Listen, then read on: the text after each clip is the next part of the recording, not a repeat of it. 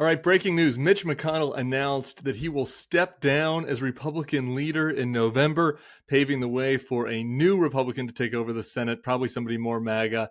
I want to step back and talk about Mitch McConnell's legacy right now, because if you're coming to this feed, no matter whether you are a liberal or even if you're a conservative that likes Mitch McConnell, the thing that he wishes was his legacy, was his legislative record. The fact that he was a tough, hard-nosed fighter for conservative causes, that he got all those judges in, that he basically stole a Supreme Court seat. We could argue about that, but he certainly went around the norms of appointing and approving Supreme Court nominations to get an extra one in when you consider what happened at the end of 2016 and the end of 2020 in those two seats, one that was supposed to go to Merrick Garland that ended up going to Neil Gorsuch, and then the second one after RBG died that he jammed through Amy Coney Barrett. So, he used his aggressive tactics to take a Supreme Court seat. He has been a hardline Republican fighter for, more traditional Republican views, lesser government, strong military, and that is what he wants to be his legacy. But here's the thing. Here's your legacy, Mitch McConnell. In January of 2021, Mitch McConnell had the chance to stop the Donald Trump threat. He had the chance to save us from this anti-democratic danger that faces our society. Okay? He had the chance to do it. He was the Republican Senate leader. Had 10 more Republican senators voted to convict Donald Trump, he would have been barred from running this time. And Mitch McConnell could have had a Republican nominee that was probably much more to his liking. It was probably far less MAGA. Who knows with the way Ron DeSantis performed, maybe it wouldn't have been him, but it would have been somebody that was preferable to Donald Trump. And it almost certainly would have been somebody that isn't going to threaten to tear down the very fabric of our democracy. Mitch McConnell knew Donald Trump was that threat. He said so on the Senate floor. He said that he thought Donald Trump should be held accountable for the threat. He said that there should be legal ramifications.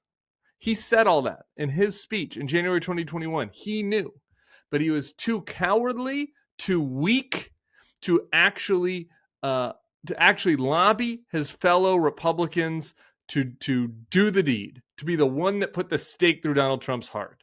Mitch McConnell wanted someone else to be the bad cop. He didn't want to have the responsibility. He didn't want to have Donald Trump's blood on his hands. So he just gave a highfalutin speech about the sacred democracy that we have and about the Senate halls that he has loved so dearly for decades. And rather than actually do the dirty work to protect those walls, actually do the dirty work that is required, when people need to show political courage, he cowered. And he said, well, hopefully the courts will take care of him. Hopefully the Democrats will take care of him. I'm not going to do it. And that cowardice is why we're here right now. It is why our democracy is in threat. Had Mitch McConnell done the right thing, had he whipped 10 more votes, Donald Trump would be barred and we would not be going through this bullshit right now.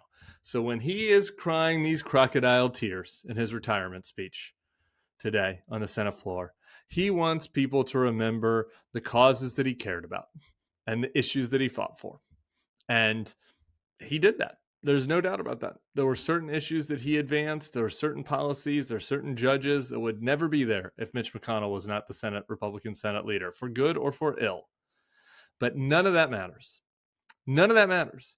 Because in the end, when it was his time for choosing, when it was his time to do the right thing, he just withered. He withered in the face of Donald Trump, a fucking D-list, half-bit reality TV star and real estate man. He cowered in front of that guy with the fake orange makeup. So, sorry, Mitch McConnell. I am not particularly excited about your departure because I think on the policy level, the Republicans are probably going to replace you with someone that I find even more noxious, someone less likely to argue for things like Ukraine funding, which Mitch McConnell has been fighting for this year, which I appreciate. So when it comes to policy, I'm not exactly looking forward to your replacement.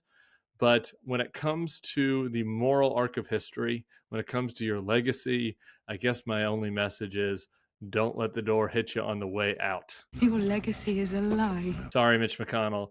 You failed. You know you failed because you saw the threat clearly. And we are in this position today because of your inaction in January 2021.